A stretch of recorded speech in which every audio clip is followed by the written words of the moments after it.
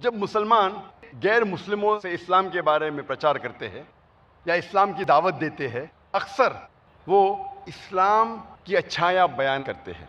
अक्सर मुसलमान 50-100 अच्छाइयाँ इस्लाम के बारे में बयान करते हैं। अगर हम मान भी ले कि वो गैर मुस्लिम इन 50 या 100 अच्छाइयों को कबूल करता है, फिर भी उसके दिमाग के पीछे कुछ बातें खटकती है। तो वो गैर मुसलमान कहता है, हो सकता है कि ये 50 या 100 या अच्छाइयाँ इस्लाम में हैं, लेकिन तुम वही मुसलमान हैं जो टेररिस्ट है, तुम वही मुसलमान है जो फंडामेंटलिस्ट है, तुम ही वो मुसलमान है जो अपने मजहब को तलवार के जोर पर फैलाया, तुम ही वो मुस्लिम है जो एक से ज्यादा बीवियां रखते हैं, तुम ही वो मुसलमान है जो खवातीन को हिजाब में रखने के बाद जलील करते हैं। ये चंद शुबहात, ये चंद गलतफहमियां गैर मुस्लिम को इस्लाम की अच्छाइयां कबूल करने से रोकती है।